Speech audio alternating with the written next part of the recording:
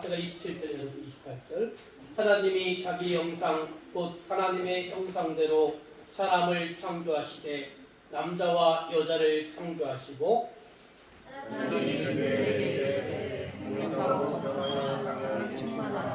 땅을 정복하라. 바다의 물고기와 하늘의 새와 땅에 움직이는 모든 생물을 다스리라. 마태복음 16장 16절 제가 읽어드리겠습니다. 시몬 베드로가 대답하여 이르되 주는 그리스도시요 살아계신 하나님의 아들이시니이다. 아멘. 우리 함께 인사 나누겠습니다. 샬롬. 주님의 이름으로 사랑합니다. 이제 고난주간이 우리가 이제 한 주간이 종료주일이면서 이 한 주간이 고난주간입니다. 다음 주에 부활주일을 맞이하는데 저희 교회가 또 성도들의 지역적인 분포 특성상 자주 모일 수 있는 그런 형편이 안 되기 때문에 또 고난주간 특별 행사 같은 것들, 사순절 특별 행사 같은 것들을 하지 못하는 그런 속에 있습니다. 그리고 또 여러분들이 또 요즘엔 너무 일과에 바쁘셔서 그렇게 못하는 경향이 있는데 여러분에게 부탁을 드리겠습니다. 이렇게 교회에서 연합적인 행사는 못하지만 여러분 개인적으로 하나님과 여러분과의 관계가 중요함을 여러분 믿으시고 이 한 주간의 고난 주간에 주님의 십자가의 고난과 죽음을 묵상하시면서 여러분 생활 신앙도 점검해 주셨으면 좋겠습니다. 그리고 다음 주일에 우리에게 영원한 생명을 주시기 위해서 이 땅에 오셨고 십자가에 고난 당하시고 죽음 당하셨지만 그걸로 끝난 것이 아니라 3일 만에 부활하셨으며 승리하셔서 우리에게 영원한 하나님의 생명을 주신 그 주님, 부활의 주님을 찬양하는 그러한 부활주의를 여러분 맞이하시길 바랍니다. 자, 우리가 믿음이란 무엇인가라는 그런 커다란 타이틀 아래 지난주에 우리가 살펴본 것은 무엇이냐면 믿음의 기초 다지기, 그래서 영생, 그 다음에 구원. 구원이나 영생이나 사실은 같은 맥락이라고 볼 수가 있습니다. 그러면 구원, 영생, 그것을 잠깐 복습을 해보면 우리 프로젝트 한번 띄워주세요. 말씀. 자, 우리가 지난주에 했던 말씀을 보면 디모데후서 3장 15절 말씀. 그거 한번 같이 읽어볼까요? 자, 시작. 성경은 능히 너로 하여금 그리스도 예수 안에 있는 믿음으로 말미암아 구원에 이르는 지혜가 있게 하느니라. 자, 성경에서 우리가 연구하고 성경을 읽고 말씀을 듣는 궁극적인 목적이 뭐였느냐? 성경을 통해서 우리가 구원에 이르는 길을 알게 한다는 거예요. 그런데 여기 기록하지 않았지만 성경은 예수님 그리스도에 대해서 기록한 것이라고 했어요. 그래서 우리가 성경을 통해서 우리의 구원의 길을 아는데 그 방법은 뭐냐? 예수님을 아는 거예요. 자, 다음 요한일서 5장 11절 말씀 보겠습니다. 다시 읽겠습니다. 시작. 하나님이 우리에게 영생을 주신 것과 이 생명이 그 아들 안에 있는 그것이다. 아들이 있는 자에게는 생명이 있고 하나님의 아들이 없는 자에게는 생명이 없느니라. 하나님이 우리에게 영원한 생명, 영생을 주신 거예요. 여러분들이 영생을 얻었대요. 영원한 생명이 여러분 안에 있대요. 근데 그 생명은 뭐냐면 이 생명, 그 영생이 이 생명이 그의 아들 안에 있는 그것이라고 했어요. 그러니까 예수 그리스도를 통해서 여러분들이 영원한 생명 구원을 얻는다는 거예요. 12절에 여러분이 방금 읽으신 말씀에 12절에 보면 아들이 있는 자에게는 뭐가 있다고요? 생명이 있다는 거예요. 그러니까 여러분들이 예수 그리스도를 믿고 인격적으로 영접하는 것이 신앙의 가장 기본이고 핵심이라는 사실이에요. 예수 그리스도를 내가 인격적으로 믿고 영접해야 우리에게 구원도 주어지고 영원한 생명도 주어진다는 사실. 여러분 믿으시길 바랍니다. 네. 아들이 있는 자에게는 생명이 있고 아들이 없는 자에게는 생명이 없느니라. 그러니까 아들이 있는 자에게 생명, 예수님 안에 있는 생명을 내 생명으로 바꾸려면 어떻게 해야 돼요? 지난주에 제가 뭐를 들었어요? 돈 많은 여인을 여인의 그 돈을 쟁취하는 방법, 또 비하하는 방법일지 모르겠지만 아무튼 그 여인의 마음을 얻어서 그 여인을 나의 아내로 얻으면 아내의 돈이 내 돈이고 내 돈이 그 아내의 돈이다. 이런 개념으로 했을 때 바로 돈 많은 아가씨의 돈을 쟁취하는 방법이라는 거예요. 예수님 안에 영원한 생명이 있대요. 그 생명 어떻게 여러분 얻을 수 있겠어요? 예수님을 여러분이 영접해야 되는 거예요. 예수님을 내 신랑으로, 내 남편으로 모셔야 되는 거예요. 그런데 예수님을 얻으려면 어떻게 하냐? 여기서는 좀 깊이 다루면 안 되겠지만, 예수님을 얻으려면, 사람의 마음 얻으려면요, 그 사람에게 다 맞춰줘야 돼요. 그 사람 앞에서 싫은 소리 하면 그것으로 관계는 끝나는 거예요. 그러니까 사람의 마음을 얻을 때까지는요, 우리가 내가 불편해도, 내 생각과 틀려도, 내 감정이 불편해도 받아줘야 돼요. 받아줘야 돼요. 그게 중요한 겁니다. 아무튼 예수님 안에 있는 생명을 내 것으로 받아들일 수 있는 방법은 뭐냐면, 예수 그리스도를 여러분이 인격적으로 믿고 영접했을 때 여러분 안에 영원한 생명이 있고요, 또 여러분이 구원 받으신 거예요. 여러분 구원 받으셨습니까? 네. 그것을 어떻게 증명한다고요? 예수님을 여러분이 믿음으로 인격적으로 영접하고 그렇게 우리가 증명할 수 있다는 거예요. 그래서 로마서 10장 9절의 말씀 읽어보겠습니다. 자, 시작. 내가 만일 내 입으로 예수를 시인하며 또 하나님께서 그를 죽은 자 가운데서 살리신 것을 내 마음에 믿으면 구원을 받으리라. 사람이 마음으로 믿어 의에 이르고 입으로 시인하여 구원을 얻으리라. 그러니까 마음으로 믿고 입으로 시인하면 여러분이 구원을 얻고 영생을 얻는 거예요. 뭘 믿어야 되느냐? 예수님이 우리 죄를 사하기 위해서 십자가에 죽으셨다. 나의 죄를 씻기 위해서 십자가에 죽으셨다는 사실을 믿습니까? 네, 그걸 마음으로 믿고 입으로 고백하면 구원을 얻는 거예요. 그리고 예수님이 우리에게 하나님의 생명, 영원한 생명을 우리에게 주시기 위해서 십자가에 죽으시고 3일 만에 부활하신 사건을 마음으로 믿고 입으로 고백하고 시인하면 여러분에게 구원을 주어주고 영생이 이미 여러분에게 주어졌다는 사실을 믿으시기 바랍니다.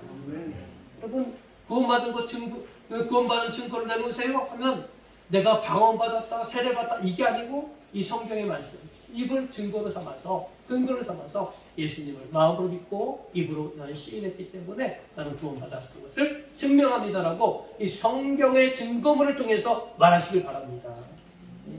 자, 그러면 여러분 중요한 게 뭐냐면 고린도전서 다음 봅시다. 고린도전서 10장 31절 말씀 먼저 읽어봅시다. 시작. 그런즉 너희가 먹든지 마시든지 무엇을 하든지 다 하나님의 영광이에요. 여러분이 예수 그리스도를 영접하고 구원받은 이후에 구원 이후의 삶이 중요한데 어떻게 살아야 되느냐?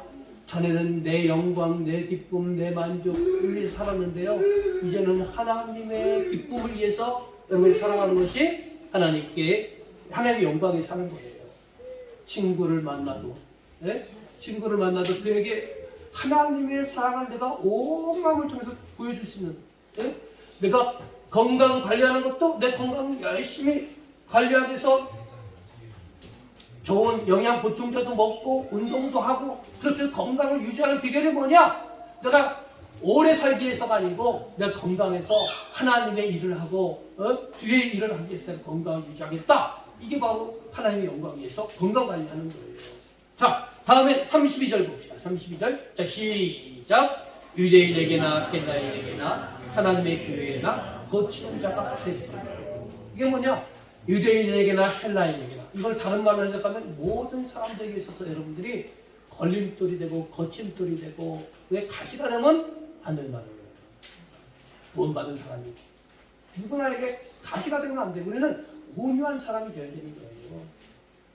근데 보면은 우리가 살다 보면 불편한 것들이 많죠. 인간관계 속에서 불편한 것들이 많이 있잖아요. 가시가 많이 있잖아요.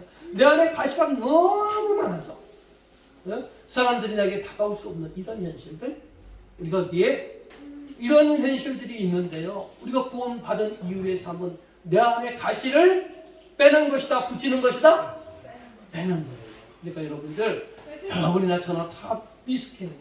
다 부족해요. 인정하시죠? 저도 인정합니다. 저도 많이 목사지만 많이 부족해요. 가시도 많아요. 그런데 우리가 예수님 믿고 구원받은 이후에 우리의 삶은 뭐냐? 내 안에 있는 다시를 빼는 거예요. 그래서 많은 사람들에게 걸림돌이나 거치는 자가 되지 않고 많은 사람들을 정말 도움이 될 수 있는 유익한 사람이 되겠습니다.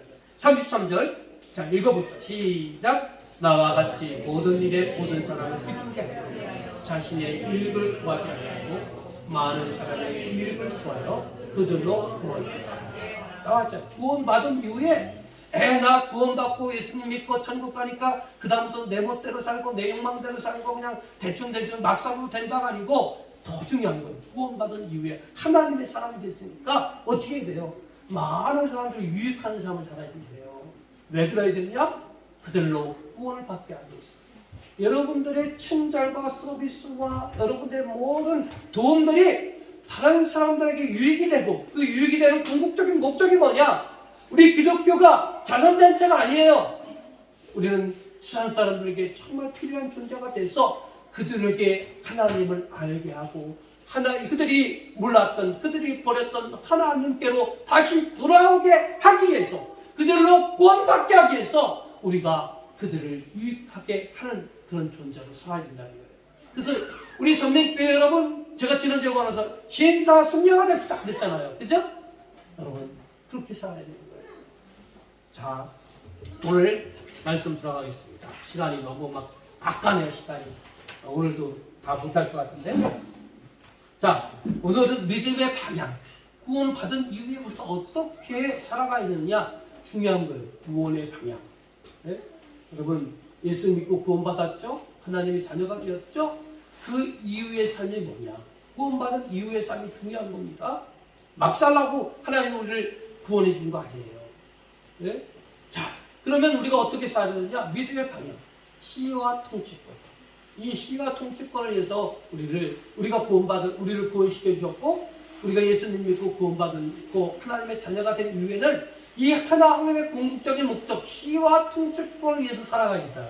자, 그러면 이 시와 통치권의 개념이 뭔지 볼까? 창조, 질문.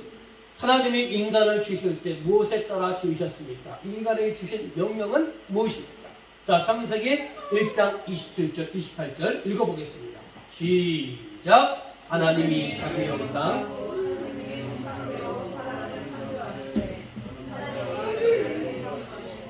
생육하고 번성하여 땅에 충만하라. 땅을 정복하라. 바다의 물고기와 하늘의 새와 땅에 움직이는 모든 생물을 다스리라 하십니다. 그렇죠? 하나님이 무엇을 따라서 인간을 만들었다고요? 하나님의 형상.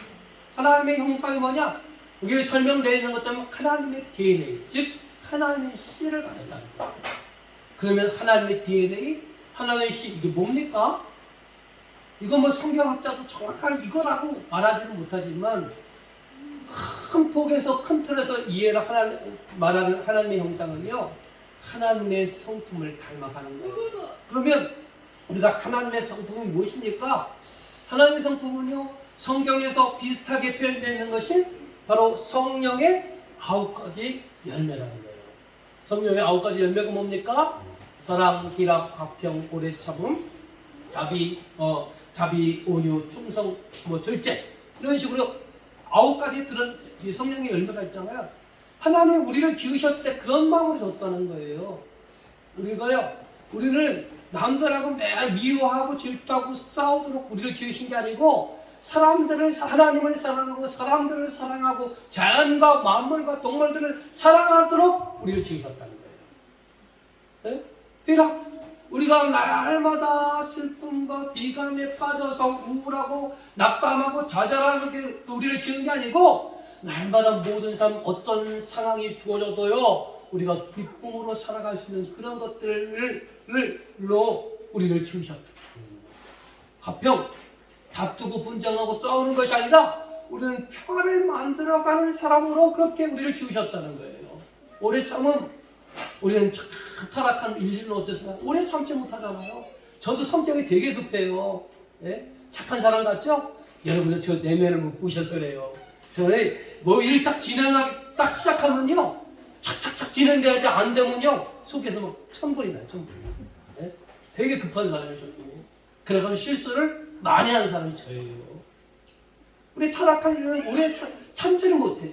조금만 일이 있으면 금방 화를 폭발하고 또 분노를 폭발하고 또 감정도 사귀어야 되는데 감정도 폭발하고 이게 바로 타락한 인류의 비애예요. 그러나 하나님은 우리를 지으셨을 때 하나님의 형상으로 지으셨을 때 그렇게 안 지었다는 거예요.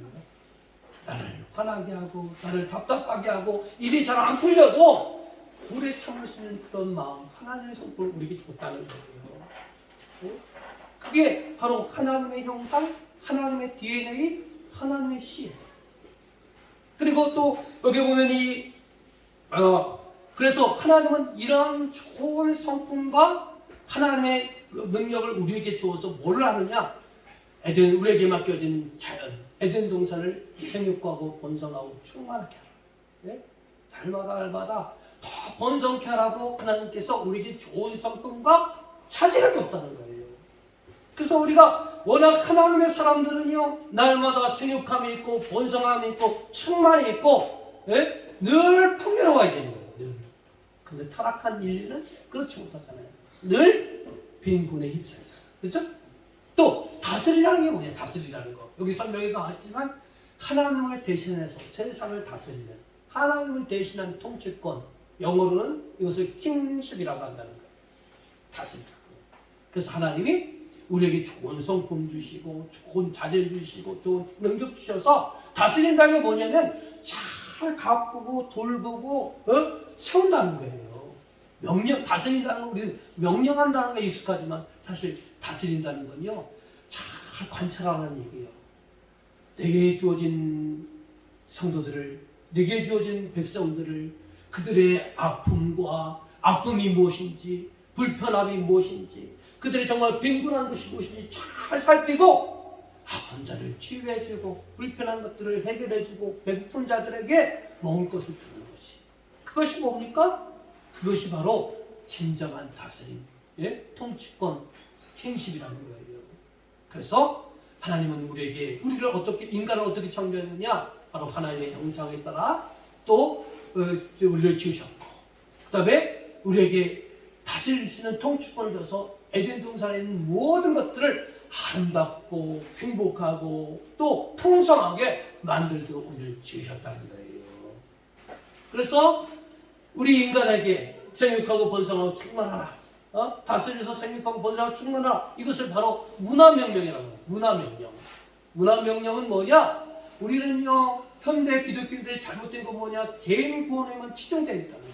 내가 예수 그리스도를 믿고 구원받았으니까 나 천국 가니까 됐다. 나만 구원받으면 된다. 그러나 하나님의 이 창조의 명령은 뭐냐면 너 혼자만 잘 먹고 잘 살고 구원받고 그게 아니라는 거예요. 이 문화명령은 내게 주어진 자연, 정치, 사회, 교육, 연예계, 모든 사업세계, 네게 주어진 모든 환경들에서 네가 직접 그곳에 뛰어들어서 그들과 어울리면서 그들에게 하나님 주신 좋은 성품과 그 통치권을 가지고 그 환경들을 아름답게 만들어가는 거예요. 그래서 우리 기독교인들이 정치 세계에 들어가서 내가 국회의원이 돼서 여의도에 입성하면 기독교인들은 그 국회의원들, 기존의 국회에 있는 국회의원들과 똑같이 당리당략에 휩싸이는 것이 아니고 그 비리를 멀리하고 어쩌면 국가와 민족과 백성을 위해서 그들을 올바르게 통치할 수 있다는 연구하고, 남들이 좀 잘 봐주십시오 비리를 봐달라고 뇌물을 받는 국회의원이 있는 반면에 우리 기독교인의 국회의원은요 그것을 거절할 수 있는 용기가 있어야 되는 거예요. 그게 바로 문화명령이에요. 여러분들이 직장에 가서, 기독교인의 직장에 가서 남들은 다 사장 눈치 보고 사장이 있을 때는 열심히 하는 척 하다가 사장이 없을 때는 그냥 딴짓 팔고, 그런 게 아니에요. 우리 문화명령은 뭐냐? 우리가 직장에 가서 사장이 보든 안 보든, 다른 사람이 보든 안 보든 하나님이 내게 허락한 직장이라는 거예요. 그러니까 여러분, 여러분의 역량을 가지고요 그 직장에서 맡은 역할을 충실히 감당해 나가는 거예요. 그리고 여러분이 하나님 주신 재능과 성품 가지고 그 부서에서 어떻게 하면 좋은 제품, 좋은 일들을 잘 개발할까, 이걸 고민해야 되는 거예요. 어떻게 하면 동료들과 잘 어울리면서 내게 있는 부서가 화목하게 지낼까, 이것을 고민하고 내가 먼저 실천하는 자. 이게 바로 빛과 소금이죠. 이런 역할, 이 문화 명령을 통해서 우리는 나 혼자만 잘 사는 것이 아니고 내가 가는 그곳에 하나님의 형상을 받고 하나님의 통치권의 대리임을 받아서 내가 가는 모든 곳에서 하나님의 영령과 하나님의 영광을 나타나도록 하기 위해서 지은 존재가 누구냐? 바로 저와 여러분 우리 인간이고 오늘날 예수 그리스도를 믿은 저와 여러분 기독교인이라는 거예요. 자, 그런 우리가 이런 문화 명령을 받고 하나님의 좋은 성품과 좋은 자질을 받고 하나님의 대리 임명을 받아서 세상을 정말로 생육 번성 충만케 하는 그런 명령을 받은 인간이 왜 지금은 이 모양이 이 꼴이 됐느냐는 거예요. 왜 타락하고 왜 다툼과 분열과 갈등과 대립이 있고 화가 나면 참지 못하고 어떻게 믿지 않는 사람보다 기독교인이 더 비리를 더 많이 저지르고 거짓말을 더 많이 하고 왜 이렇게 타락해 버렸느냐는 거예요. 자, 인간의 타락을 봅시다. 인간은 왜 타락했습니까? 자, 먼저 하나님의 명령을 보잖아요. 창세기 2장 16절. 자, 주보에 있는 대로만 읽어주세요. 16절 17절 시작. 동산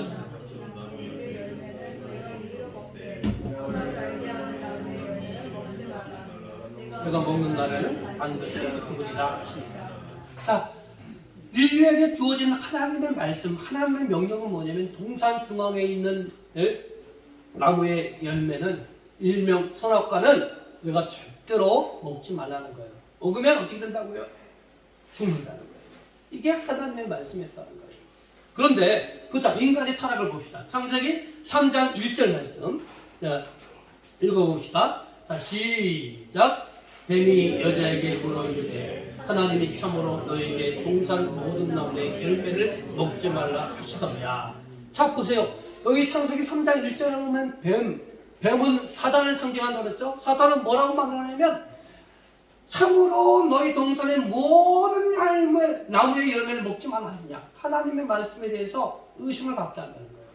하나님은요, 동산에 있는 모든 나무의 과실을 네가 마음껏 자유롭게 먹되 그러나 동산 중앙에 있는 과실, 선악과는 절대로 먹지 말라는 이런 말씀하셨는데 사단은요, 하나님의 말씀을 인간에게 의심하게 만들어요. 참으로 정말로 그 동산, 선악과가 아니고요, 동산에 있는 모든 나무의 열매의 과실을 먹지 말라느냐?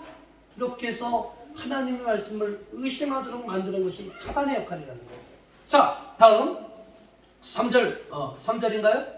네, 3절 읽어봅시다. 시작. 동산 중앙에 있는 나무의 열매는 하나님의 말씀에 너희는 먹지도 말고 만지지도 말라. 너희가 죽을까 하노라. 자, 여기 보면 이 하와가 대답하는 말씀이 3절의 말씀이잖아요. 말씀은 너희는 먹지도 말고 만지지도 말고 그 다음에 너희가 철까니라. 사단의 유혹을 받으니까요, 하나님의 말씀에 대해서요 막 청감해요. 하나님은 동산나무에 있는 선악의 나무의 열매를 먹지 말라고 했는데 여기는 먹지도 말고 만지지도 말라는 말을 추가하고요. 그 다음에 먹으면 죽는다고 했는데 유혹을 받아요. 사단의 유혹을 받으니까 뭐라고 말하는냐면 먹으면 죽을까 하느라. 죽을지 안 죽을지 잘 모른다는 거예요. 하나님의 말씀 먹으면 죽는다고 단호하게 말씀하셨으나 우리가 이 사단의 유혹을 받으니까 우리가 하나님의 말씀을 자꾸 의심하게 되고 그 말씀 그대로를 받아들이면 되는데 자기 멋대로 해석하게 된다는 거예요. 여기부터 타락이 시작됐다는 거예요. 말씀에 대한 불순종, 말씀에 대한 의심. 사단은 끊임없이 하나님 말씀에 대해 의심하게 하고 하나님부터 우리를 멀어지게 하는데 우리 인간, 연약한 인간은 하나님의 말씀에 순종하기보다는 사단의 말을 더 잘 들어서 그 하나님의 말씀을 의심하게 되고 또 변질시키고 그렇지 않습니까? 그리고 결정적으로 5절 6절 읽어봅시다. 자, 5절 6절 시작. 너희가 그것을 먹는 날에는 너희 눈이 밝아져 하나님과 같이 되어 선악을 알지 하나님이 아십니다. 여자가 그 열매를 따먹고 자기와 함께 있는 남편에게도 주매 그도 먹은지라. 5절에 보니까 뭐라고 하느냐? 야, 그 선악과 먹으면 너희 눈이 밝아져서 하나님과 같이 된다는 거예요. 여러분, 진짜 선악과 먹었을 때 하나님과 같아집니까? 여러분, 사단의 괴계를 보세요. 사단은요, 허망하고 헛된 것을 꿈꾸게 만든다는 우리들에게. 예? 그러니까 우리가 왜 자꾸 사람들에게 유혹당하고 성실히 살던 사람들이 왜 사람들한테 사기당하느냐? 헛된 것을 꿈꾸기 때문에 그런 거예요. 돈으로 예를 들면 야 100만 원 빌려줘. 그러면 내가 이자로 20만 원 줄게. 예? 야, 당장 100만 원이 없어. 허덕이는 사람이 이자를 20만 원 준다고요? 그런 허망한 거 우리는 잘 넘어가잖아요. 그냥 이성적으로 생각하면 이 사람이 돈이 없어서 나한테 돈 빌려놓은 건데 이 사람이 이자를 20만 원씩 줘? 줄 수 없는 거예요. 근데 우리는요 허망한 걸 꿈꾼다니까요. 한 달에 20만 원 이자가 들어와? 야 이거 뭐 5달 되면 뭐 원금이 되고 계속 빌리고 내가 이득이 없는구나. 그리고 돈 빌려줘. 그러다 못 가. 네? 못 받아. 네. 끊임없이 우리는요 이성보다는 헛된 것을 꿈꾸도록 하는 사단의 유혹이 우리에게 있다는 거예요. 네? 사단의 유혹을 받고 있다는 거예요. 우리가 헛된 것을 꿈꾼다는 거예요. 그래서 인간은요 이런 허망한 것에 넘어가고 헛된 것에 넘어가서 결국은 선악과를 자기도 따먹고 자기 남편 아담에게도 선악과를 주잖아요.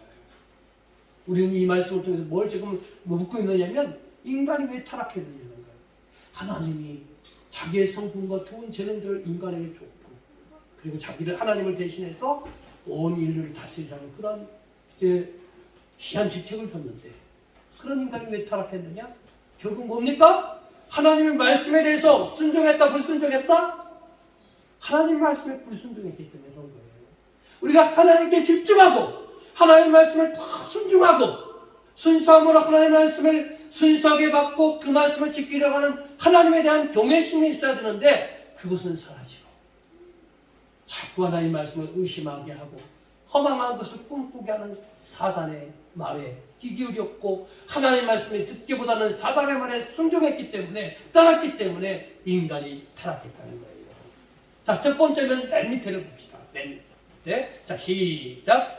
인간이 하나님의 말씀을 신뢰하지 않고 순종하지 않았고 대신 사단의 말을 믿고 그의 말을 따름으로 타락했습니다.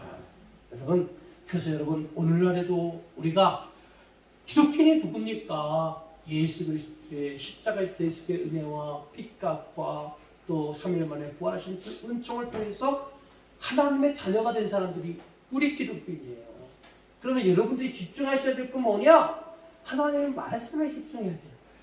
말씀을 잘 사모하시고 그 말씀의 의미가 무엇인지 뜻을 분별하려고 애를 쓰시고 또 그 말씀을 우리가 깨달았다면 그대로 순종하는 그런 것이 있어야 되는 거예요. 그런데 오늘날에도 우리가 하나님께서는 당신의 가장 귀한 외아들이신 예수 그리스도의 핏값을 통해서 여러분을 구원해 주셨는데 우리는 또다시 태초에 아담과 하와가 타락했던 것처럼 오늘 우리들의 삶 속에서 구원받고 예수님의 핏값으로 구원받고 하나님의 자녀된 우리들도 끊임없이 또 타락으로 가고 있다는 거예요. 왜? 말씀에 집중하지 못하고 말씀에 순종하지 못하기 때문에 그렇다는 것이죠. 자, 그럼 타락의 결과가 어떻게 됐느냐? 자, 먼저 죽음이 찾아왔다는 거예요. 창세기 3장 19절에 보니까 너는 흙이니 흙으로 돌아갈 것입니다 하십니다. 바로 너는 흙이니 흙으로 돌아갈 것이라는 건 뭐냐? 인간의 원재료가 뭐냐? 흙이라는 거죠. 흙을 빚어서 극구에 하나님의 생기를 넣어서 생명이 된 존재. 그렇죠?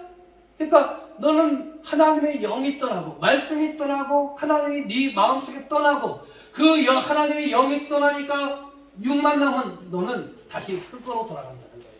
그래서 인간에게 죽음이 찾아왔다는 거예요. 여러분 창세기 5장에 보면 족보가 나오고 있어요. 일명 이 창세기 5장에 나오는 족보를요 죽음의 족보라고 해요. 왜냐면요 여기 보면 이 창세기 아담은 몇 살 낳아서 몇 살 누구누구를 낳고 몇 살에 죽었더라. 여러분 가장 오래 살았던 무드살라가 있죠. 무드살라는 누구에게서 낳고 969살을 살다가 죽었더라. 네? 결론 700년을 살든 800년을 살든 900년을 살든 결론은 뭐냐? 죽었다는 거예요. 네, 인간의 하나님의 말씀에 불순종함으로 말미암아 우리에게 죽음이 찾아왔다는 것이죠. 또 우리가 이제 하나님의 말씀에 불순종함으로 우리가 타락하여 우리는 어떻게 되냐? 마귀의 자식이 되었다는 거예요. 자, 요한복음 8장 44절 자, 읽어보도록 하겠습니다. 시작. 너희는 너희 아비 마귀의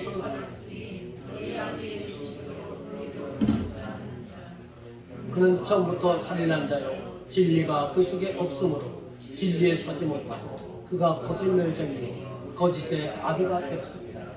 타락한 우리 인류의 모습을 여기 잘 보여주고 있다는 거예요. 너희는 너희 아비 마귀에게 났습니다.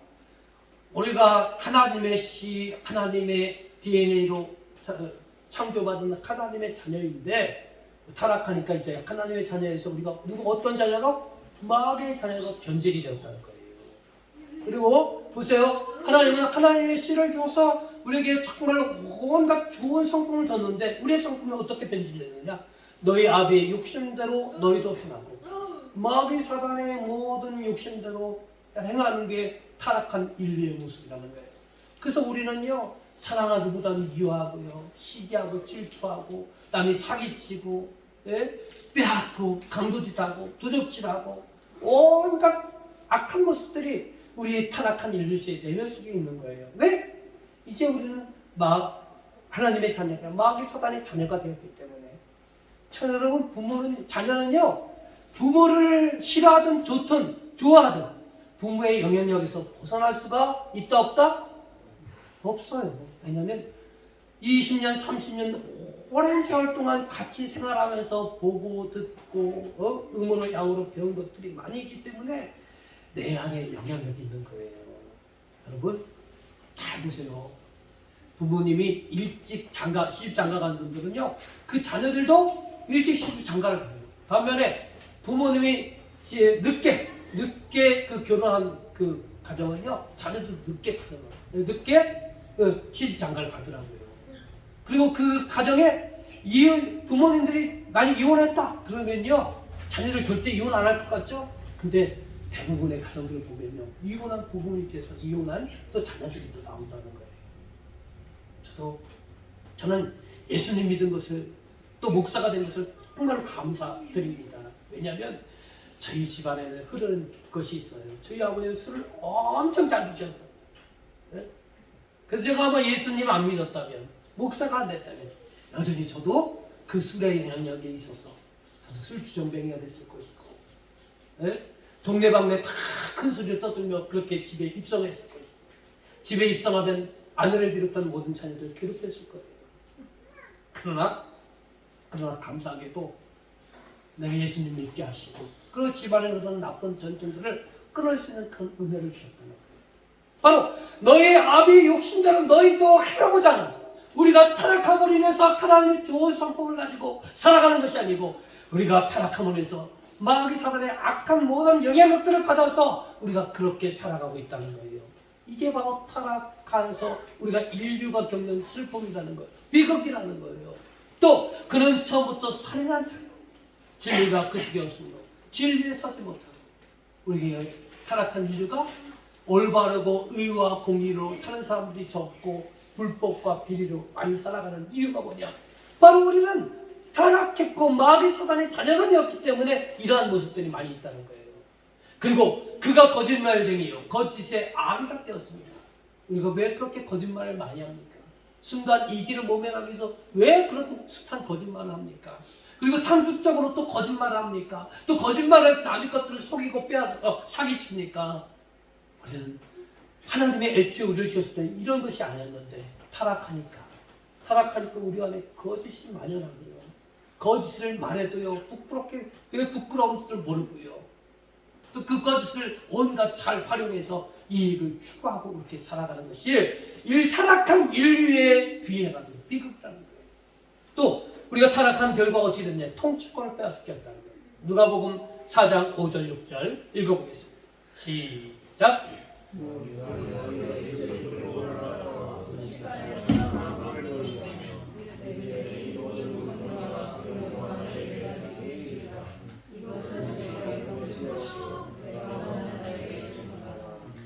이 말씀은 예수님을 사단이 시험하는 내용이죠. 그죠? 예수님이 40일 동안 금식하시고 그 예수님을 또 넘어뜨리기 위해서 마귀 사단은 예수님을 데리고 저 시험산 높은 산에 데려가서 세상 천하의 모든 무기와 영화와 모든 권세들을 보여주고 너 나한테 한번 절해봐라. 그러면 내가 이 모든 거 너한테 주겠다는 거예요.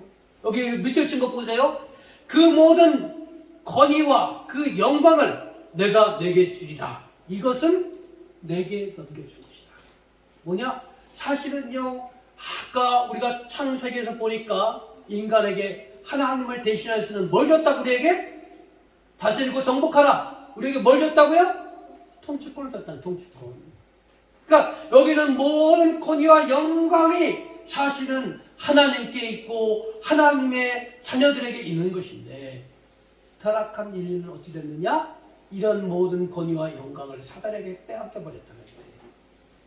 그래서 여기서 이 모든 권위와 영광은 내가 내게 주니 이것은 내게 넘겨준 거라는 거예요. 워낙 너네 건데 내가 너희를 잘 유혹시키고 너희를 굴복시켜서 네 것 빼앗아 왔다는 거예요. 하나님이 준 너희 것들을 빼앗아서 이것이 내 것이 됐으니까 너희들 내게 굴복하라는 거예요.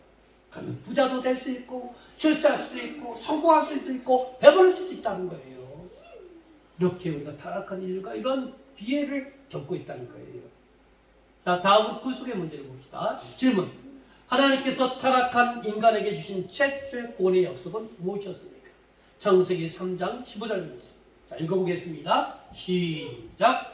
내 머리를 상하게 할 것이요 너는 그의 발꿈치를 상하게 할 것이다. 자, 타락한 인류에게 아담과 하와가 사단의 유혹에 넘어가서 선악과를 따먹었어요. 그리고 하나님께서는 그 인류를 유혹한, 인간을 유혹한 사단에게 말하는 겁니다.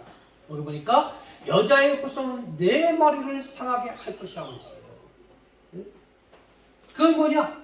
지금은 사단 네가 인간들을 잘 꼬셔서 지금 승리했다는 거예요.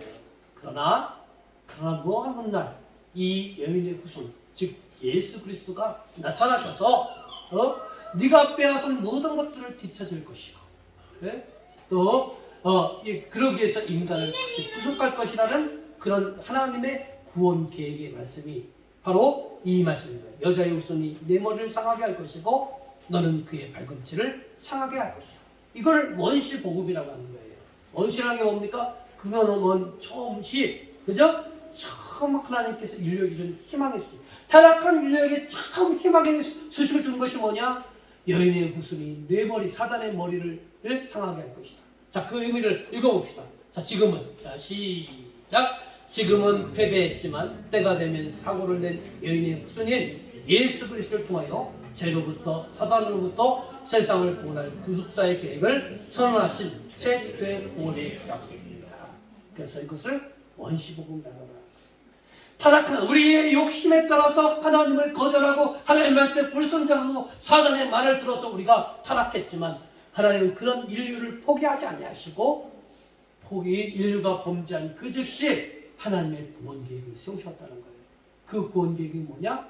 여자의 후손이 먼 날 여자의 후손이 나타나서 사단의 머리를 깰 것이다. 사단의 치명상을 입혀서 사단의 괴계를 물리칠 것이다.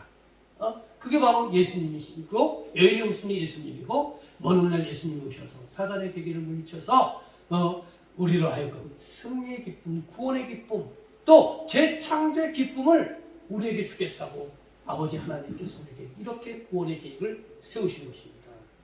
자, 하나님께서 하나님의 사람들에게 말씀하신 구원의 약속들을 봅시다. 그 하나님의 구원 약속하고요, 한 번 약속하고 아닌 것이 아니고 보세요.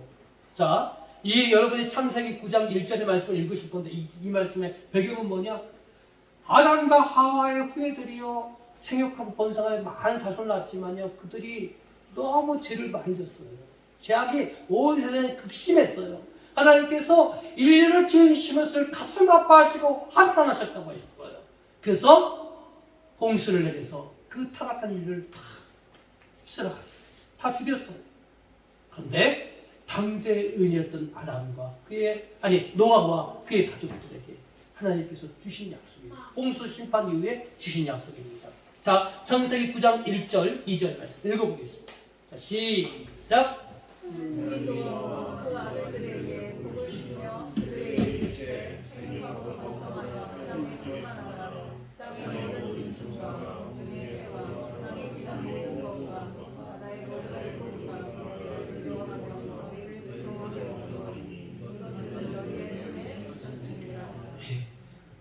홍수 심판으로 세상이 다 멸망을 했어요. 유일하게 살아남은 것이 노아, 방주 안에 있던 노아와 그의 가족들이었어요. 그 가족들에게 뭐라고 약속합니까? 밑주친 거 보세요. 생육하고 번성하며 땅에 충만하라. 자, 이 말씀 어디서 창세기 때, 어디서 많이 본 말씀 아니에요?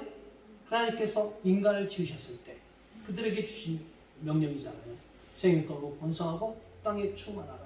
이건 뭐에 대한 약속이냐면요, 씨에 대한 약속이에요. 생육 번성 충만하려면요, 인간으로 말하면 계속 자녀를 낳고 시집가고 장가가고 자녀를 낳고 그 자녀가 또 자라서 성장해서 또 시집가고 장가가서 또 자녀를 낳고 그래야 생육 번성 충만할 수 있는 거죠. 그죠? 씨에 대한 약속을 하고 있다는 거예요. 다시 또 두 번째 맺히죠. 이 모든 것들, 저기 바다의 물고기와 땅의 모든 짐승과 공중의 모든 새와 땅에 기는 모든 것과 바다의 모든 물고기가 너희를 두려워하며 너희를 무서워하는 이것들이 뭐예요? 좀 아까 나와 있는 짐승, 물고기, 새, 바다에 있는 모든 것들, 이것들은 너의 손에 붙였더라. 이게 뭐예요? 무슨 말씀이에요? 다스리고 정복하라. 뭐예요? 통치권. 하나님은요, 타락한 인류에게 끊임없이 원시 복음을 통해서 다시 한번 인류에게 희망을 줬고요. 그 한 번 약속이 끝난 것이 아니라 그 노아와 그의 자식들에게 또다시 희망을 거는 거예요.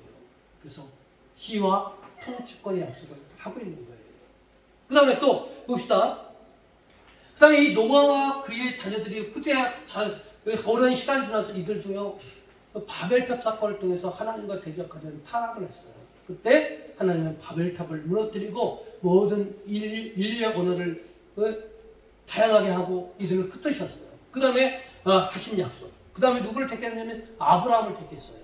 아브라함을 택해서 하신 말씀 봅시다. 창세기 15장 5절 7절 말씀. 자, 시작. 하늘을 우러러 무뼈를 셀 수 있나 보라. 또 그에게 이르시되 내 자손이 이와 같으리라.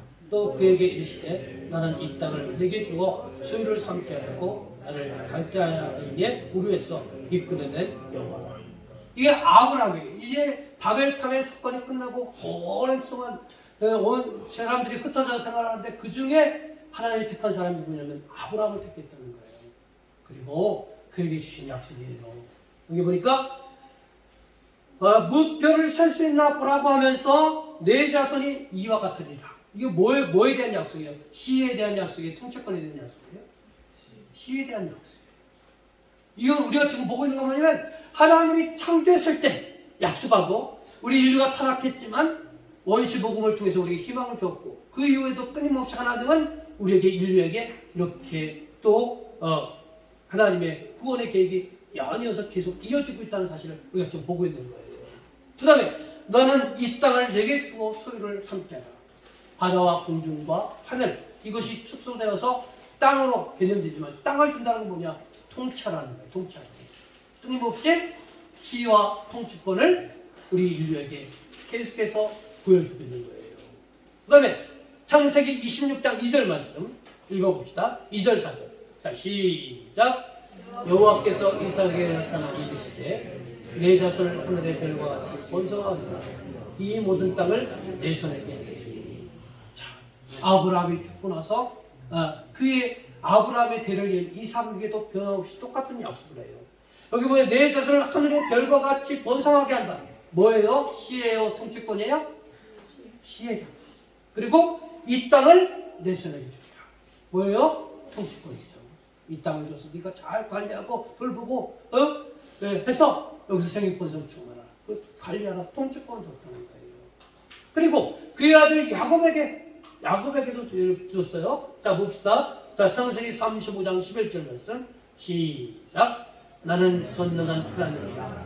생육하며 번성하라. 한 백성과 백성들의 종이가 내게서 나오고 내가 아브라함과 이삭에게 준 땅을 내게 주고 내가 너희들에게도 그 땅을 주리라. 자, 여기도 보세요. 생육하고 번성하라. 뭐예요? 시의 통치권이에요. 시에 대한 거죠. 그리고 이 땅을 내게 준다는 거. 뭐예요? 시의 통치권이에요. 통치권. 하나님의 약속은요, 구원의 약속은요, 우리가 범죄하고 타락하고 또 했음에도 불구하고 끊임없이 하나님의 약속과 언약은 끊임없이 지속되고 있다는 거예요. 시간이 가고 세월이 가고 사람이 바뀌어도 하나님의 언약과 약속은 지속되고 있다는 것을 우리가 지금 보고 있는 거예요. 자, 요셉에게 준 약속. 창세기 48장 4절 말씀 읽어봅시다. 자, 시작. 내게 이르시되 내가 너로 생육하고 번성하게 하며 내게서 많은 백성이 나게 하며 내가 이 땅을 내 후손에게 주고 영원한 소유가 되게 하리라 하십니다. 이것은 비록 야곱에게 준 얘기고 야곱이 과거를 이상하면서 요셉에게 들려준 얘기지만 이 당시 어떠냐? 이제 야곱이 죽을 때가 다 돼서 요셉에게 하는 얘기이기 때문에 하나님이 직접 요셉에게 준 약속은 아니지만 이 약속의 대물림에 의해서 이 요셉에게도 똑같은 얘기를 하고 있다는 거예요. 그 약속의 핵심이 뭐예요? 생육하고 번성하다. 시의 통치권이에요? 시에 대한 약속이잖아요. 그리고 이 땅을 내 후손에게 주어 영원한 소유가 되리라. 시의 통치권이에요? 통치권. 하나님의 약속이 계속 흘러가고 있는 거예요. 시대가 변하고 세월이 변하고 사람이 바뀌어도 하나님의 언약은 변질되지 않고 있다는 것을 그 약속을 말씀 중에 보고 있는 거예요. 그리고 출애굽 2세대들에게 준 약속. 신명기 8장 1절. 자, 시작. 오늘 명하는 모든 명령을 너희를 지켜야 한다. 그리하면 너희가 살고 번성하고 여호와께서 너희 조상들에게 땅에 들어가서 그것을 차지하리라. 이 신명기 말씀 어떤 세대입니까? 이제 아담의 후예들이 애굽에서 오랫동안 살고 번성했고요. 그곳에서 이제 세월이 흘러서 그 애굽에서 나오게 됐고요. 그 다음에 광야 40년의 생활의 막바지에 이제 가나안 땅을 입성하기 전에 하는 모세가 출애굽한 2세대들에게 하는 마지막 유언과 같은 이야기예요. 그 여기에도 보니까 너희가 살고 번성한다. 시의 통치권이요. 네? 시에 대한 얘기를 하고 있잖아요. 생육 번성. 그 다음에 너희 조상들의 맹세한 땅에 들어가서 그것을 차지할 것이다. 뭐예요? 땅에 대한 거예요. 통치권이죠. 그리고 다음 바벨론 포로에게 준 약속. 이사야서 60장 22절 말씀 읽어봅시다. 시작. 그 작은 자가 천명을 이루고 그 약한 자가 강국을 이룰 것이다. 때가 되면 나 여호와가 속히 이루리라. 작은 자가 1000명이 된다는 건 뭐예요? 생육하고 번성하고 충만한다는 거예요. 시에 대한 얘기예요? 통치권에 대한 얘기예요? 시에 대한 얘기예요. 그 다음에 약한 자가 강국을 이룰 것이다. 바로 큰 나라가 된다는 거예요. 통치권에 대한 얘기죠. 이렇게 이 바벨론 포로라는 것은 이스라엘 나라가요 이제 멸망해서 포로로 끌려간 게 있는 거예요. 각국 여러 바벨론 나라에 많은 사람들이 포로로 끌려가서 그곳에 있는 거예요. 그런 상황에서 하나님의 약속은 변한다, 변질되지 않았다? 변함없는 거예요. 자, 그리고 마지막으로 자 마태복음 16장 말씀. 이제 메시아로 오신 예수 그리스도부터 나타난 약속. 자, 읽어봅시다. 시작. 시몬 베드로가 대답하여 이르되 저는 그리스도시요 살아계신 하나님의 아들이시다. 바로 여기서 먼저 하나님의 아들이라는 게 뭐예요? 네? 예수님이 이 땅에 오신 건 뭐냐면 하나님의 아들로 오셨고 우리에게 하나님의 자녀가 되는 권세, 은혜를 주시기 위해서 이 땅에 오셨다는 거예요. 시에 대한 얘기입니다. 그리스도라는 건 뭡니까? 기름 부음을 받은 자라는 뜻이에요. 우리가 성령 받고 기름 부음 받아서 뭘 하느냐? 많은 사람들을요 돌보고 가꾸고 세워서 그들을 하나님의 품으로 인도하는 그런 통치권에 대한 얘기가 그리스도라는 얘기 개념이에요. 우리가 많은 말씀을 살펴봤어요. 근데 여러분 이 말씀 쭉 살펴볼 때 시대적인 대비가 엄청난 거예요. 창조 때 타락 이후부터 지금까지 하나님의 약속은 사람이 바뀌고 환경이 바뀌고 시대가 바뀌지만 하나님의 약속은 변질된다, 변질 안 된다? 변함이 없다는 똑같다는 거예요. 자, 우리가 결론적으로 파란색 글씨를 봅시다. 파란색 글씨. 손가락 표시되어 있는 거. 자, 읽어봅시다. 시작. 이 말씀들을 보면 사람이 타락하여 무너지고 역사가 바뀌어도 하나님의 일관된 창조와 구원의 계획은 없어지지 않고 계속 이어지고 있음을 볼 수 있습니다. 여러분, 그 약속에 지금 오늘 예수 그리스도를 영접한 저와 여러분들에게 그 약속이 흐르고 있다는 거예요. 이 도표를 통해서 다시 정리하면 성부 하나님께서는 태초에 생육하고 번성하고 충만하는 시에 대한 약속을 우리에게 허락하셨어요. 그리고 정복하고 자신의 통치권의 말씀을 주셨어요. 그리고 예수님께서는 하나님의 아들 시에 대한 약속을 변함없이 하셨고요. 또 그리스도라는 것 성령 받아서 우리가 잘 다스리고 통치해서 하나님 나라를 세우는 그러한 통치권을 우리에게 주셨다는 거예요. 그리고 성령님은, 오늘날 성령님은 여러분에게, 예수 그리스도를 영접한 사람들에게 어떻게 하느냐? 성령의 내적 역사. 내적 역사가 성령의 9가지 열매예요. 성령의 9가지 열매, 아까 봤잖아요. 사랑, 희락, 화평, 오래 참음, 자비, 충성, 온유, 절제. 이게 보면, 그걸 잘 보세요. 이 9가지 열매가 바로 내적이고, 우리 심성, 성품을 다루고 있는 거예요. 그죠? 성품을 다루고 있잖아요. 그죠? 성령의 내적 역사. 오늘 여러분 마찬가지예요. 여러분들도 생육 본성 충만의 약속을 지키기 위해서 시에 대한 약속의 사명을 받고 가서 여러분들이 해야 될 게 뭐냐? 바로 우리가 늘 우리는 부족해요. 여전히 무납고 거칠고 왜곡되고 오래 참지 못하고 그런데 우리가 성령님의 도움을 받고 성령의 9가지 열매를 하나님 간구하면서 우리의 성품이 바뀌어진다는 거예요. 전에 예수 믿기 전에는 내가 화가 많이 나고 화를 참지 못해서 분노하고 막 그것 때문에 사람들을 괴롭히고 주변 식구들을 힘들게 했어요. 그러나 예수 믿고 난 우리들이 이제 성령의 내적 변화 이런 것을 통해서 내가 화가 나고 참을 수 있고 내가 정말 힘들고 어려운 상황이 됐을 때 쉽게 자잘하고 낙심하는 것이 아니라 오래 참을 수 있고 이런 것들로 여러분이 변질되어야 된다는 거예요. 이렇게 변질이 아니라 변화되어야 한다는 거예요. 변화되어서 어떻게 되냐? 여러분이 변화된 성품을 가지고 그 성품을 가지고 다른 사람을 섬기는 거예요. 그러니까 정말 예수 믿고 변화된 내가 사람들 만나니까 그 내가 변화된 내가 한 단체에 가니까 그 단체에 맨날 싸우고 이간질하고 그랬어요. 근데 예수 믿고 변화된 내가 그 단체에 들어가서 한 사람 한 사람 정말로 그리스도의 성품으로 성령의 9가지 열매로 그들을 섬길 때 그들이 나를 보고 더 감동받는 거예요. 그러면서 더디겠지만 하나둘 변화되는 거예요. 그러면서 우리는 이렇게 하나님 나라를 만들어가는 거예요. 여러분, 예수 믿고 구원받은 우리들이 구원 이후에 우리가 뭘 해야 되느냐? 바로 이 일을 해야 된다는 거예요. 여러분의 성품을 하나님께서 정말 좋은 성품 주셨는데 우리가 타락해서 잃어버렸어. 근데 예수 그리스도를 믿고 다시 회복되어서 우리 성령의 9가지 성품을 우리가 자꾸 개발하고 우리가 또 내적으로 충만해져서 내적으로 충만하고 싶어 밖으로 나가잖아요. 그래서 우리가 부드러운 성품, 온유한 성품, 사랑의 성품, 오래 참는 성품, 또 남을 불쌍히 여기서 자비의 성품 이런 것들이 밖으로 흘러나가서 그들이요 그 성품 내가 받으면요 처음에는 아니지만 그게 꾸준하게 지속되면 변화된다니까요.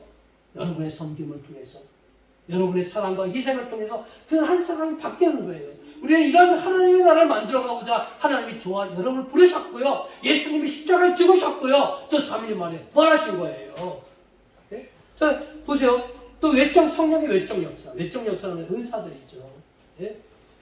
여러분 은사, 믿음의 은사, 신유의 은사, 또 방언의 은사, 네? 지혜의 은사, 믿음의 은사, 여러 가지 지식의 은사 이런 게 있잖아요. 이런 은사들 자꾸 사모하세요. 그걸 받으셔서 나 잘 먹고 잘 살자는 게 아니고 그 은사를 가지고요 사람들을 자꾸 섬겨야 되는 거예요. 이건 뭐냐면 이 신유 은사들은 외적 역사예요. 여러분 병 고침의 역사 우리는 볼 수 있어요 없어요? 내가 기도했는데 사람 병이 났어. 볼 수 있어요 없어요? 볼 수 있잖아요. 어려운 거 묻습니까? 예? 볼 수 있잖아요. 그죠? 예? 외적으로 나타나냐어요. 방언하는 거 외적으로 나타납니까? 안 나타납니까? 나타나죠. 이런 방언의 은사, 신유의 은사, 그다음에 뭐 예언의 은사 이런 거 받으셔서 어떻게 되느냐? 그게 통치권이잖아요. 사람들을요 하나님의 품으로 인도하는 거예요. 근데 우리가 지난주에 서두에도 다뤘지만 이 처음에 믿음으로 시작했고 은혜를 충만히 받았던 이단의 교주들은 어떻게 했습니까? 그들이 받은 은사를 가지고요 자기를 추앙받기를 원하고 자기 배부르기를 원하고 자기 욕망을 축복하기 원해서 은혜로 시작했다 타락으로 멸망하잖아요. 그렇죠? 우리는 그것이 아니라 성령의 외적 역사도 추구해서 그걸 가지고 신유의 은사를 가진 내가 병든 자들에게 손을 얹고 기도해서 그들이 나으면 뭐냐? 너 이 병 고쳐주는 내가 잘라서 고쳐준 게 아니고 하나님이 너를 고쳐주신 거야 하면서 그들을 하나님 품으로 인도하는 이런 것들이 있어야 된다는 거예요. 이런 성령의 내적 외적 역사를 통해서 우리가 하나님 나라를 세워가는 거예요. 오늘 주 말씀이 뭐냐면 구원받은 이후에 우리가 어떻게 살아가야 되냐를 보는 거예요. 구원받은 이후에 어떻게 살아가야 되냐? 하나님이 창조 때 열망했던 시와 통치권을 통해서 세상을 아름답게 만들어가길 원하시는 하나님의 마음을 받으셔서 여러분이 오늘날 변함없이 성령님께서 여러분에게 내적 역사, 외적 역사를 통해서 여러분을요 또 만들어 가시고 더 좋은 은사 주시고 더 귀한 것들을 주셔요. 그걸 가지고 여러분 어떻게 되느냐? 지금 여기에서 하나님의 나라를 만들어가는 거예요. 하나님을 믿지 못하는 사람들에게, 하나님을 믿어도 하나님을 잘 알지 못하는 사람들에게 여러분의 성품으로 그들을 변화시키고 또 여러분이 가진 달란트, 은사를 가지고 그들에게 도움을 줘서 그들을 변화시키고 이렇게 해서 하나님의 나라를 만들어가는 거예요. 그래서 구원 이후에 우리가 어떠냐? 변함없이 우리에게 시와 통치권, 우리가 받은 은사와 달란트를 가지고 생육하고 번성하고 충만하고 그리하여 하나님을 대신해서 이 땅에 하나님 나라를 만들어가는 사명을 받은 것이 구원 이후의 우리의 삶이라는 것을 잘 기억하시기 바랍니다. 우리는 과거 우리의 믿음의 성도들은 이렇지 못했다는 거예요. 구원받고 천국 가니까 내 멋대로 살겠다, 내 욕심대로 살겠다, 그리고 목사님에게 잘하고 교회에 잘하고 해서 나만 영광받겠다 이렇게 했다는 거예요. 그러나 이게 아니라는 거예요. 이 말씀 배우셨잖아요. 이제 하나님께서 여러분이 바라는 열망이 있잖아요. 지금 살펴봤잖아요. 많은 시간이 흐르고 많은 사람이 바뀌었어요. 많은 사람들이 태어났다 죽었어요. 그러나 하나님의 약속은 그 옛날부터 타락한 그 사람보다도 지금까지 많은 사람들에게 변함없이 그 약속이 풀었다는 거예요. 그러니까 우리가 어떻게 해야 되냐? 우리가 그 말씀 받는 거예요. 여러분들 그 말씀 받으세요. 받아서 여러분 자꾸 개발하셔서 또 그 받은 거 가지고 잘 섬기셔서 여러분의 주변에 있는 모든 것들에 하나님 나라를 만들어 가시기를 주님의 이름으로 간절히 축원합니다. 자, 빨간 글씨 읽고 마치겠습니다. 자, 시작. 예수님은 창조의 목적이요 구원의 목표인 이 두 가지를 완성하기 위해서 오셨다. 내가 구원받은 사람이라면 이 두 가지 기회를 스피릿이 내게도 계속 흘러야 한다. 또 내가 세울라 내 제자 나의 양들에게도 이 구속사의 스피릿이 흐르도록 도와야 한다. 여러분 이 사명 받으신 것을 기억하시고 이 사명을 위해서 열심히 노력해 주시길 바랍니다. 기도하겠습니다.